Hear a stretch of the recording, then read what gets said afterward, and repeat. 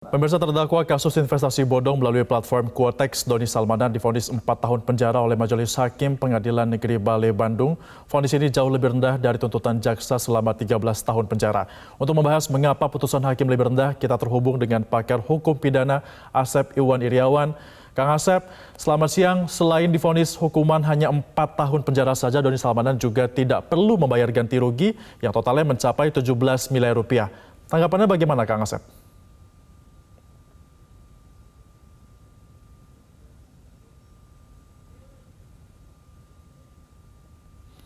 Baik, Kang Asep, nampaknya ada permasalahan dalam audio Anda, mungkin bisa di-unmute.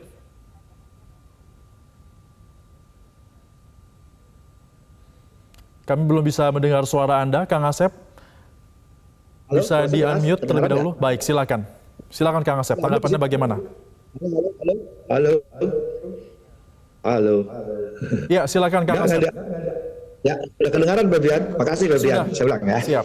Baik. Ya, kita itu aja sebagai res judicata propera tabitur. Putusan harus dianggap benar ya selama belum ada putusan lebih lanjut. Tapi kita punya catatan terhadap putusan itu. Yang pertama, ini kan ada kejahatan terhadap Undang-Undang Pasal 45 Undang-Undang ITE, yaitu pembohongan terhadap konsumen. Ini perbuatan melawan hukum. Yang pertama itu. Kedua juga OJK sudah mengingat berkali-kali. Aplikasi apriatori ini kan tidak legis, tidak legal. Artinya kita melakukan perbuatan melawan hukum. Sangat aneh dalam pertimbangan hukumnya. Pertama, ya, pertimbangan hukum kenapa barang bukti itu dikembalikan kepada terdakwa dengan alasan peraturan tidak jelas.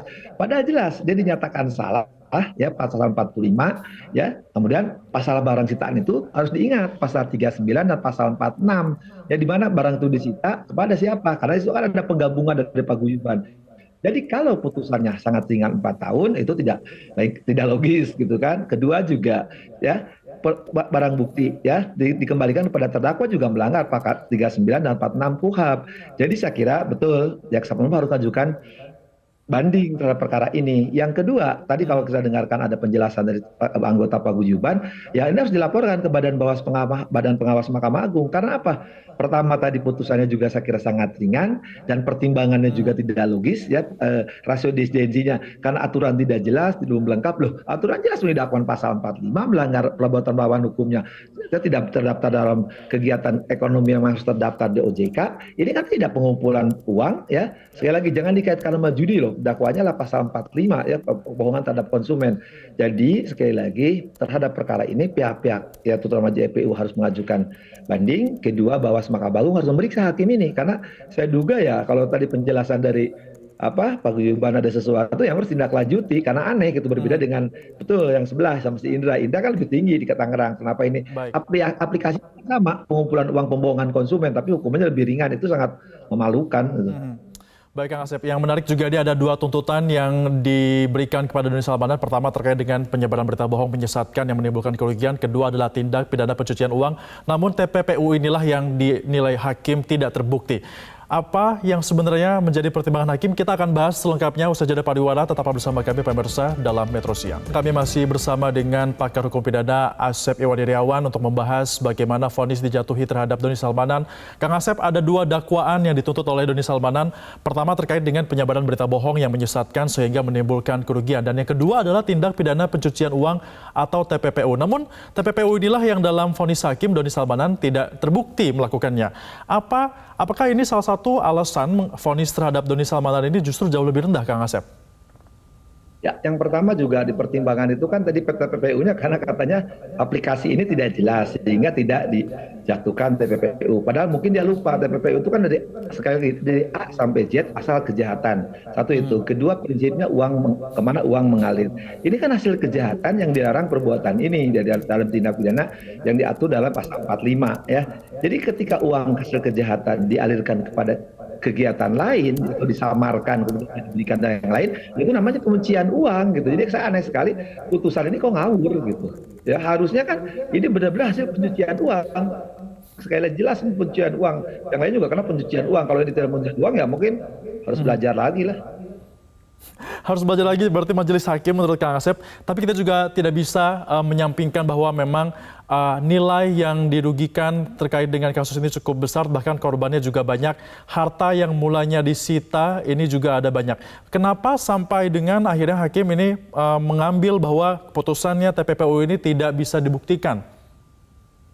Ya, sekali lagi kan kerugian korban itu yang tergabung dalam paguyuban digabungkan dalam tuntutan jumlahnya hampir 17 miliar ya. Hartanya kita kan kurang lebih 23 miliar. Artinya apa? Ketika hakim sepakat di tindak pidana yang pertamanya adalah kejahatan diatur sama undang pasal 45 undang ITE, kebohongan kepada konsumen, dan uang ini sekali lagi permainannya adalah aplikasi Kuatek, sekali aplikasi apliator Kuatek, dan itu tidak legal, sekali lagi itu tidak legal dari penjelasan OJK loh. Nah sekarang ketika ada perbuatan ya yang melanggar dan dia membohongi konsumen, uang terkumpul segitu banyak 23 miliar lebih, 17 miliar kerugian, jangan dikatakan judi ya, orang suka mengatakan judi, kalau judi berbeda, dan dakwaannya jelas tindak pidana pasal 45 Undang-Undang ITE dan pencucian uang, ya harusnya kena. Ketika kejahatan itu terkena, ya otomatis uang mengalir dibelikan tuh barang-barang mewah, yaitu tindak pencucian uang, karena disita semuanya ya. Jangankan sekedar jadi yang bersangkutan disamar karena dikasih orang lain, orang bisa kena, apalagi yang dikena bersangkutan, maka tidak masuk akal, tidak logis, dan tidak legal lagi istilahnya ya, 2L. Ya kenapa dikembalikan kepada terdakwa? Ini ada apa gitu? Ya, lantas Kang Asep, apa yang harus dilakukan oleh para korban? Karena kita ketahui korban akan maju dalam tahapan banding. Apa yang harus disiapkan sehingga nanti banding ini bisa dimenangkan oleh para korban dan juga bisa dikembalikan harta mereka? Ya, karena ini pasal 98 KUHP menggabungkan tindak pidana ganti kerugian, maka jaksa harus mengajukan banding. Pasti banding, karena 13 menjadi 4 tahun itu jomplang sekali, pasti banding. Ya, saya berharap nanti hakim pengadilan di Jawa Barat, ya kebetulan seperti dulu, hakim pengadilan Jawa Barat sekarang beberapa hakim tingginya, ya saya punya percayalah ya, di kasusnya Heri Wirawan juga ketika hukuman ringan langsung dihukum mati oleh. Nah sekarang juga yakin KPT ini antara hakim tingginya supaya membaca ini kasus ini dengan tepat dan benar gitu. Artinya apa? Bahwa ini kan karena jangan ketutup perkara Sambo sehingga perkara ini hilang gitu. Karena ini sekarang perkara kerugian ekonomi terhadap publik maupun negara itu ada dua, yang tapi media dan publik juga terkecoh aja, tertinggal perkara aplikator ini ya, ini berdua yang muncul, kemudian juga kasus ACT. Nah saya kira perkara ini harus mendapat perhatian. Terbukti mungkin hakim tidak tenang aja, tidak diperhatikan media publik, akhirnya hukumannya kan jomplang sekali, ternyata kan jadi meledak.